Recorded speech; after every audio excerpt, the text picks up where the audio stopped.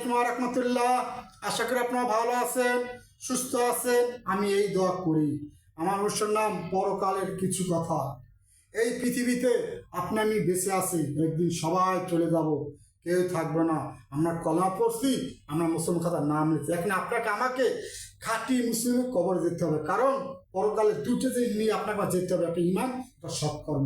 আজকে ইমান নিয়ে কথা বলি, অন্য একদিন সৎকর্ম নিয়ে কথা বলো। ইমান, আমি ইমান আছি, আমি কলমা পড়ছি, আমি ইমান খাতার নাম লিখছি। আপনাকে আমাকে খাঁটি মুমিন ইসলাম নিয়ে কবর যেতে হবে। ইমানের 6টি সংজ্ঞা।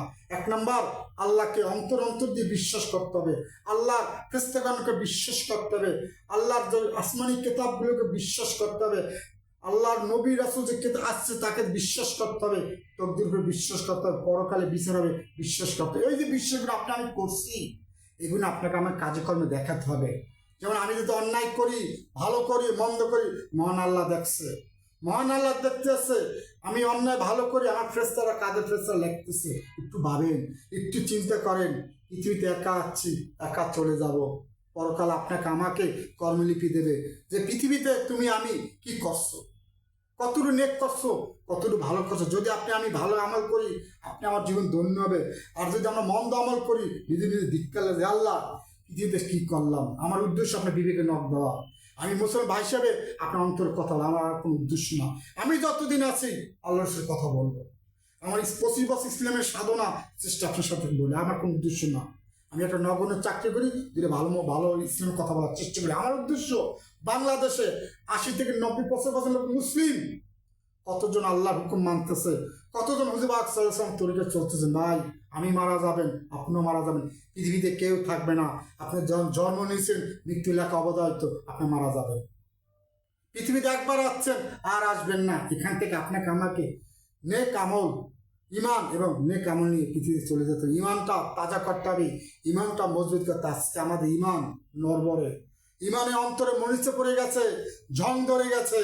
কারণ আমরা শয়তানের পিছে ছুটতেছি, আমার ইমানের পিছে ছুটতেছি না, শয়তানের মোহ আর লাভের পিছে ছুটতেছি। ভাই, কতদিন দৌড়াবেন, কতদিন যাবেন?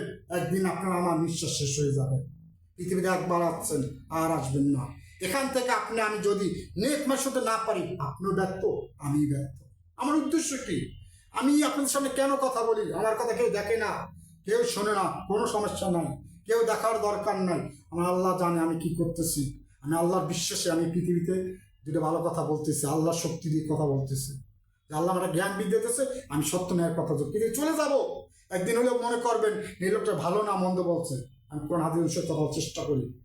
আমি সবাইকে বলি, ভাই আপনি ইমান মজবুত করেন, ইমান তাজা করেন, আল্লাহ জিগির করেন। এই জিব্রাকে সবসময় জিগির দিয়ে পরিপূর্ণ। যখন আপনি জিগির বন্ধ হয়ে যাবে, আপনার শয়তান গ্রাস করে ফেলবে। আজকে আমাকে প্রেক্ষাপট, আমি সামান্য চাকরি করি, আমি ঢাকা শহর অনেক জায়গায় যাই, দেখি তো নেক কাম কতটুকু কজনে করে, ভালো কাজ কয়জনে করে, অল্প কিছু লোক করে। আর সব লোক মন মতো চলে না। ভাই, মন মতো চলেন, কিন্তু একবার আসছেন। আমি আপনার মুসলমান ভাই হিসেবে আপনি বিবেকে নখ দেওয়া। আসেন, আমরা সবাই যা গেছে যাক, যা চলে গেছে যাক। যতদিন সামনে আছে আমরা ইমান নিয়ে সৎকর্ম করে খাঁটি মুমিনদের মরতে পারি, সেই লোককে কাজ করি। আপনি হক্কাই আলেম যে কোরআন সুন্নাহ কথা বলে, তার কাছ থেকে জানেন, শুনেন। এই পৃথিবীতে সবাই বাড়ি গড়ার জন্য, সব করার জন্য আপনার বড় বড় টিচার নেন, বড় বড় অভিজ্ঞ দ্বারা যান। কিন্তু কাল কিয়ামতে পরকালে অনন্তকালে থাকবেন, তার জন্য কার দ্বারে গেছেন, কার দিয়ে শিক্ষা নিয়েছেন? মহান আল্লাহ আপনাকে সবাইকে ধরবে। যদি আমার কথা ভুল ভ্রান্তি হতে পারে, আমার ক্ষমা চাই। আসুন আমরা সবাই আল্লাহ হুকুম মানি। পৃথিবীর যে সমাজ, প্রতিবেশী, তাদের সাথে ভালো ব্যবহার করে, তাদের মন খুশি করে এই পৃথিবী চলে যায়। যদি আমার কথা মধ্যে ভুল হয়, আমার আল্লাহ সাথে ক্ষমা করে দেবেন। আর যদি পারেন আমার অনুষ্ঠান সবাইকে দেখার সুযোগ করে দেন, আপনাদের ইচ্ছা। আজকের মতো বিদায় নিলাম। আল্লাহ হাফেজ।